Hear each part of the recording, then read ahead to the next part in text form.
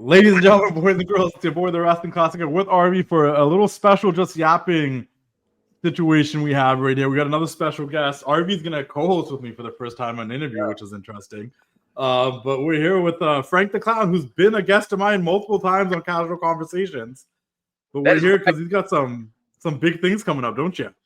I sure do, Justin. In fact, the biggest thing that's happening in my life right now is that I am currently in a driverless car, better known as a Waymo, here in California. It's currently making a turn.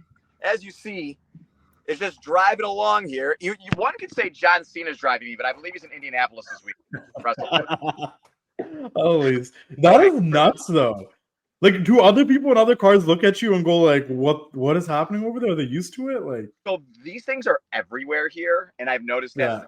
I've been here for about on and off 2.5 weeks now, and even a year ago, it didn't seem like these were really integrated on the roads. They're not able to go on highways yet. There's certain areas they can only operate in, so it doesn't veer out too far to certain places. But where I'm going now, I'm going to Circle 6 tonight in Hollywood. So it's taken me. We got 41 minutes left, so I got 41 minutes in this bad boy. Is this a special app you use for this? So I believe it's owned by Uber, but it's a separate app. So it's called Waymo, Waymo. Uber drivers and taxi drivers are screwed, but they're not thrilled. They are not. They're not thrilled. Shout out to Circle 6. Are you performing on the show, or are you just going as a supporting friend of the people? I very much subscribe to the notion that if John Cena's not booked for Monday Night Raw, John Cena's not showing up to Monday Night Raw. So Frank the Clown's not booked for Circle 6 or any other promotion, he's not showing up. So yeah, appearance there tonight. I'm gonna be calling out someone or something. It'll be on social media soon enough, but it's in Hollywood. It's down at Uncle Ali's penthouse. Frank the Clown's not been there before, but he heard it's a very fine establishment. But always a wild time at Circle 6, to say the least. I mean, this is gonna drop on Saturday, so it'll already be done by the time people hear this. Hopefully, by the time people see this, I left in one piece, and my body isn't broken in half like that. So it's not, because I know Circle 6. I know the guys obviously that run it. I go back with them. I spent a lot of time in LA myself. But is this in a bar then, or is this a venue? Is this a bar situation? It's a very much a bar situation. Yeah. Have you ever had any experience wrestling in a bar? Have you been in one of these situations before? I have, yeah, only at Circle 6. I actually have a pretty interesting track record. I've fought, I don't like to say wrestled, I fought Casanova Valentine, Huff, Lindsay Snow. I'm 1-2, I believe, in those. Last week here in LA, I defeated Sonico, and then I lost in a triple threat to Cruel and Dave Reckoning. These are quite some names, may I add, but normally it doesn't end particularly well for me. And but I'm able to make up for my shortcomings a little bit by using the environments to my advantage, whether it's human beings, inanimate objects, or liquids, whatever it may be. I'll there's no rules, so I use them all. Yeah, I don't think you can wrestle in a bar. It has to be a fight. So I'm with you with that. And shout out to you going up against some of those names. Like, I know Casanova Valentine. That guy has no care for anybody's well-being. So. He's a deathmatch legend. I mean, yeah. I know. And he did not take it easy on me. So I went for a couple low blows. That's something I excel at. And a couple of I used a broom on him. And then eventually he chokeslammed me. And then a Grim Reaper came in and chokeslammed me. It was a whole thing. What's the stiffest move you've taken so far? I'm sorry? What's the stiffest move you've taken so far that you remember? Oh boy. Honestly, the one that always jumps into my head is actually very early on, like in my kind of wrestling career here. It was like 2017. I did a show in San Antonio, Texas. It was the weekend of the Royal Rumble when they were there. And it was very, very early on in Frank the Clown's kind of run here. And Hornswoggle, believe it or not, he decided to, not only did he chop the living shit out of me way more times than he probably should have, but then he did a tadpole splash off the top rope. Now, these ropes were very loose, and he was having a little bit of a hard time getting up there. So he hits a tadpole splash. I don't know if he knows about Hornswoggle. He's fucking heavy. And he can't quite brace himself when he's doing these splashes. I don't want to, erase the magic here, but you can kind of, hit your hands and knees on the ground a little bit to create a little bit of separation before you get hit with the splash. He cannot do such a thing. So he comes off the top like a bowling ball and just crushes me. And the wind was completely knocked out of me. And the crowd starts chanting one more time. And I look up at him. I could barely breathe. I'll never forget it. I look up at him and I just go, no more times. Did he do it again? He did. Done it 100 more times. If the ropes weren't so like kind of loose and sketchy, I guarantee you he would have did it all night just to rib me. But thankfully, the ring was my friend that evening. But just the one. Yeah, and if the ropes were sketchy, he probably couldn't catch his balance before he got up there anyway. So he was just jumping on you. He fell. It was like Humpty Dumpty falling off the wall. Yeah. Hey, yo, it's your boy, the Wrestling Classic, Justin here. Hope you guys are enjoying the show. Make sure you guys like, comment, and subscribe. Check out our other shows on the Wrestling Classic YouTube channel, like the TWC Show, where me and Arvy talk everything wrestling, updates, new things, old things. We just talk about it all. Mount Rushmore's got you guys pretty mad. And if you haven't already, check out Just Yappin. We talk about a little bit more things about our own personalities outside of wrestling. A biker kicked my car. Arvy's doesn't take his kids to Disneyland. I don't know why. Check out Just Yappin. Check out the TWC Show. And also, if you haven't already, I'm in Arvy's garage, Rain City Toys garage. If you need toys, check out raincitytoys.com. Follow him on TikTok. Follow him on Instagram. He's trying to catch up to me. I don't think he's going to, but at least try to help him, like get him there a little bit. If you guys want loose toys, there's loose toys. If you guys want old school toys, new toys, AEW, WCW, Legends, all that stuff, CDs, magazines, raincitytoys.com. Like, comment, subscribe, engage with the YouTube channel. The more you guys engage, the bigger guests I get for casual conversations. And if you guys have been enjoying that series, you have to comment, you have to like, you gotta share it. Wrestling Classic YouTube channel, subscribe, like, comment, keep doing the thing, enjoy the rest of the show. Dig it! Okay, let's talk about this 99 to be. It's a game show you're gonna be on next week, hosted by Ken Jeong and Aaron Andrews. So what I've learned about the show, it's 100 people competing, and you want to be the one to beat them in all these little minor games, silly. Their explanation was it was stupidly simple games, but you have to beat these people. How do you prepare for something like this? You kind of don't. Now there was, I would say, the preparation that there was a UK version of this exact show, so everybody was kind of studying the games from that show, assuming that some of them are going to be carried over to this version, which was the case. But there definitely was some new ones. However, you know, when you're competing, people are going to watch this show and they're going to see, and they're going to be sitting at home and they're going to be like, "That's easy. Why are they struggling? Why can't they scoop these 6 pieces of pasta with a piece of uncooked spaghetti in their mouth? Why are they struggling so badly?" People do not take, and they're not wrong. However, they're not taking into account, A, we're competing for $1 million. B, competition. So you have competitors surrounding you everywhere. It's loud, it's rambunctious. Also, it's being filmed for national television. So there's cameras everywhere. The studio itself is like hot. There's lights everywhere. You're sweating. There's anxiety. There are long shooting days. I don't know if I'll say it. We shot in London. Like there was some jet lag aspects to it. So, unfamiliar territory. So when you factor in all these variables, it's not so simple, but it is really games that anybody can kind of do at home with household items or whatever it may be. But, the object is don't finish last, meaning you don't have to come in first. You don't come in second, third, fourth, fifth, 50th, 75th. You just can't come in last, because if you come in last, you're eliminated, and then the games move on. And there also are team games where the whole team can get wiped out as well. So it's almost kind of like a luck of the draw thing. So when it comes to preparation, you can be mentally and physically prepared as best you can, and somebody on your team or a partner or whatever it may be may just screw you over. The Waymo is slamming on the brakes here. It's going to be incredibly entertaining. I expect this show to have multiple seasons. It's in a great slot. Fox has been awesome. They've been really behind it, really pushing it. And I really, really think, and I'm not just saying this because I'm on it, but it's going to do really well. And the cast is awesome. It's just going to be a very gifable show and memeable show as well, because we're going to be in some pretty precarious positions. It's crazy that you could literally get eliminated because of your teammates and people you're working with.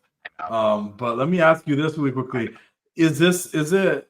Because I haven't seen it, right? I've watched it. I don't know if there was a previous season, but is it 100 people per season? Like every season's 100 people?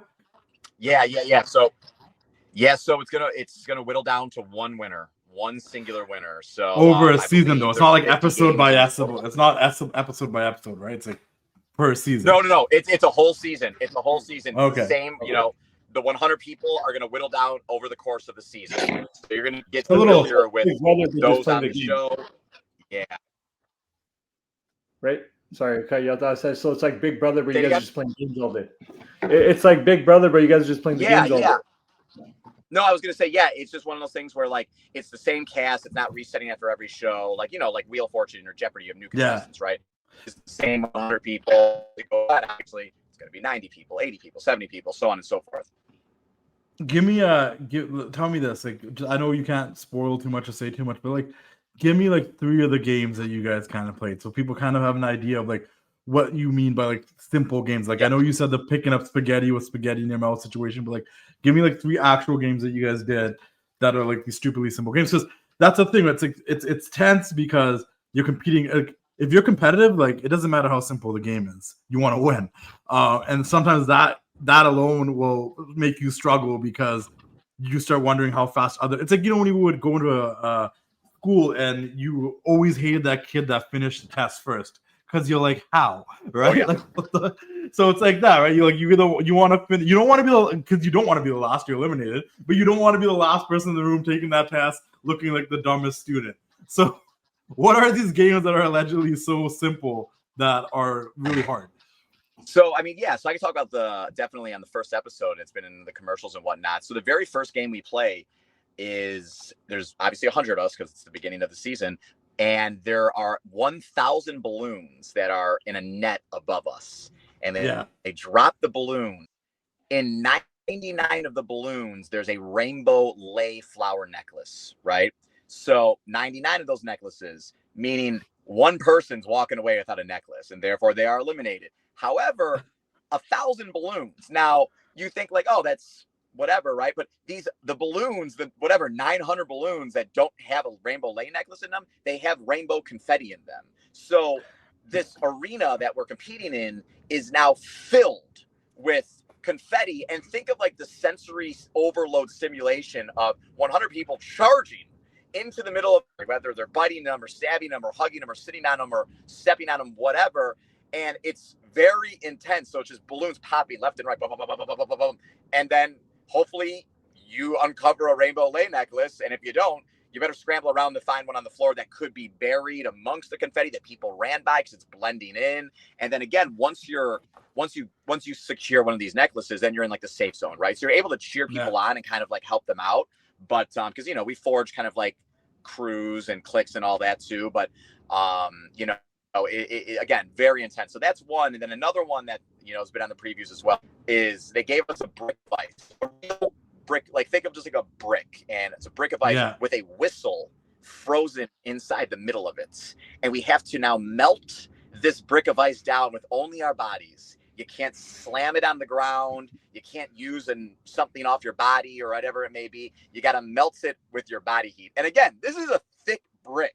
And then once you get the whistle out, you have to blow the whistle. Now the whistle's a little frozen in too, so you got to work the whistle and everything. So everybody had a different strategy. And my strategy was like where do you take a temperature at, right? You take it in your mouth, take it on your armpits, and there's another spot you do it too. But it's let me warm myself up as best as I can, and and go from there. But as soon as the horn sounded, all strategy went out the window. I was taking off my shoe, taking off my sock, rubbing it on my foot, licking it, trying to push it against my knee. People are cracking it over their heads. It was chaotic. And then again, when you see people getting it quicker than you are, you're like, what did they do? Then you get curious, and then you see people cheering, and the herd is thinning. And then naturally, the anxiety and the intensity picks up because you feel like you're more and more under the gun. You're wondering what you're doing wrong versus what they did right. So again, people are sticking it in their pants. It looks sexual. People are licking it clean. It's a whole thing. So again, when I say gifable, immutable show, there could be some, we'll say sensitive Frank the Clown footage, we'll say on that one. It really puts it in perspective because they're simple games, but like they're not so simple at the same time. But these are like games you could play at home with your friends when you were kids or whatever with your kids. Like, or if you can make your kids play these games and they probably like to have fun with it. But like, when there's $1 million on the line and you're I competing might- against 99 other people. against my kids. Huh? I'm like, I might get competitive against my kids for Yeah. $50, right? I might like be shoving them and pushing them around her. You know what I mean? How, like, I know you're a pop culture savant, Frank, so let me ask you this, because I know you probably thought of it too.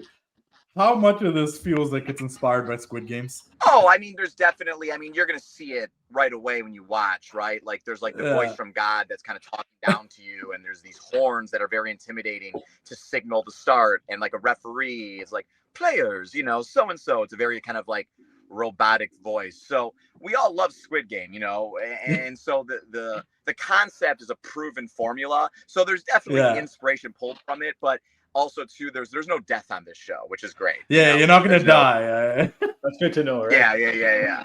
I'm not gonna say there may or may not been injuries, but no death. Only your optimism of winning $1 million is what dies if you lose. But it's just, I don't know, very simple games in Squid Games that ended up being complicated when put under the pressure and you forgo the rules. So that's what I'm like, and having a bunch of people play it, I'm like, I see a lot of similarities there, and it seems like a fun experience to do. It reminds me of being a kid and like having sports day. You know what I mean? And you do like the double-legged race, so like, you know, carry the egg on the spoon with your mouth, and whoever gets there first. It's a lot of you can do it, but when you're competing with other people and you want to be first, then it becomes a little bit more of an issue. And like you're saying earlier too, like the competitive nature of it, like, you know, being in wrestling, it's like everybody's competitive. It's a Shark Tank, right? So you're always kind of looking for an angle or looking for a way to kind of get ahead, whatever it may be. Everybody is kind of your competition. So, you know, you go in there with like trust issues almost, and it's every person for themselves. But then, like we said, there's team aspects of it. You got to put your faith in the teams, whether they're randomly assigned or there's a selection process. So there's these layers to the game that make it really interesting, and there's a lot of drama that ensues because of those layers. So it's not just game. There's like this in between to it all, and you see kind of it develop over the course of the season.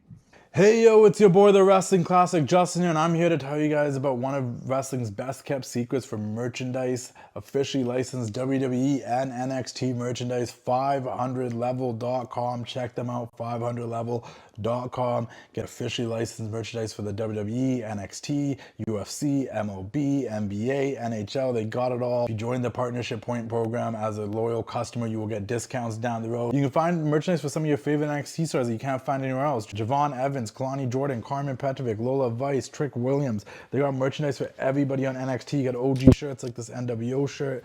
You got big stars like the Queen Charlotte Flair. You get new designs like this new design for Lita. You get designs I helped out with, like this design for Dakota Kai, which I was a part of creating when Dakota didn't have those many shirts going on. You can get, like I said, NXT superstars like Carmen Petrovic and many others. You can get OGs like the none other than the Hot Rod, Rowdy, Roddy Piper. You can get CM Punk, Jey Uso, Seth Rollins, Roman Reigns, anybody you want. Sami Zayn's 500level.com. Check them out. You can even get the bad guy, Razor Ramon. You get your OG, like I said, logo shirts, NWO, WWF, Survivor Series, Raw's War. 500level.com. Check them out. Join the partnership program. Some of the best quality shirts, premium quality, regular quality. Some of the best product you will find out there, officially licensed WWE, NXT merchandise, and OG Legend stuff. 500level.com. Check them out. Keep doing the thing. We'll see you all later. Ooh, yeah. You're a pro wrestler. Obviously, you have a level. You have a level of athleticism, and you know, being in shape. You got to have good cardio to bump around and wrestle a match. Not everybody's gonna be like that on this show. There's a lot of just regular, hardworking, blue and white collar people, blue collar people, trades people, like moms, dads, cousins, brothers, sisters. Like it's 100 of like just random people with different backgrounds. Do you think being a professional wrestler gave you a little bit of an advantage? Yeah, you know, I'm kind of representing the pro wrestling community on there. So, you know, it's one of those things where like they asked, you know, I was asked this question and the answer I gave was like, I'm accustomed to performing in front of crowds, right? Or bright lights or cameras, where a lot of people, it's their first time being in that environment. So I thrive in uncomfortable environments. I always have, like high pressure situations. I always feel like it pulls the best out of me. So in that sense of it, I felt really confident going into it. And, you know, like you said, there's people aged from 18 years old all the way to like 75 on this show. That's so it's crazy. literally, Yeah. It really, nobody's supposed to have an advantage, but there's going to naturally be some advantages to it. So, you know, there's some really, there's some physical games, there's some silly, you know, they're all kind of silly, but like it's you know, it's supposed to be designed where there's a level playing field. And you know, again, it's even in that first game with the balloons, it gets physical, it gets intense. It's I'm sure people are shocked how they're trying to honestly find the balloon and trying to I can I can see it. And then not only that, but imagine then when it starts getting desperate times and it starts whittling down, and now people are out for blood. So it's a whole story. I can't wait to see it. I've seen clips, but I can't wait to see it kind of all come together, because I lived it, but I want to see how it turns out on television. Yeah. Did you ever feel bad, maybe, I don't know, shoving a 75-year-old or a younger person? Do you knock out any kids or? I feel like obviously you can't tell us nothing, but I feel like there's a Frank the Clown screw job somewhere along the line. Get the hell out of here, right? You know, unfortunately, there was not, you know, small children seem to take issue with Frank the Clown for whatever reason. You know, they're always having Frank the Clown's a nice man. Luckily, there's no true children on this show, you know, but there's some teenagers, there's some young adolescent folk. But here's the thing. When you're competing for $1 million, I subscribe to the notion, by any means necessary, baby. So if there's a 75-year-old elderly woman that's in my way, so be it. Okay, only one of us has to win.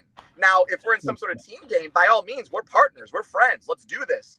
But if it's an individual, singular game, and it comes down to me and a child or an older woman or man, Fred the Clown's gonna do what it has to take. All right, guys, no shame. Hey, listen, you got me excited. Now I kind of want to check it out. I didn't have much knowledge on it before we talked about it, and like you told me about it a couple of weeks ago and said you want to do something. I'm like, for sure. And I was like, I don't know what the show is, but obviously like we go back, we're friends. So I was like, yeah, we can do something. But now I'm actually like sitting here like I'm intrigued. Like I want to see this. I'm actually like I said, like I like Squid Games. It's like some real life Squid Game stuff going on here. And I think this would be entertaining to see how it all plays out and see what these games are. Like I'm a little interested in. You know, and it's one of those situations too, like a Big Brother, like other things where like you sometimes invest into someone and then that becomes your person you want to see win. And I think that's something, whether it's like sometimes it's the older characters because you get like empathetic for them when they're older. I remember there was that one season of Big Brother with that lady that was older than everybody else, and she somehow would never get eliminated and she wanted to go home so bad, but you still wanted her to win.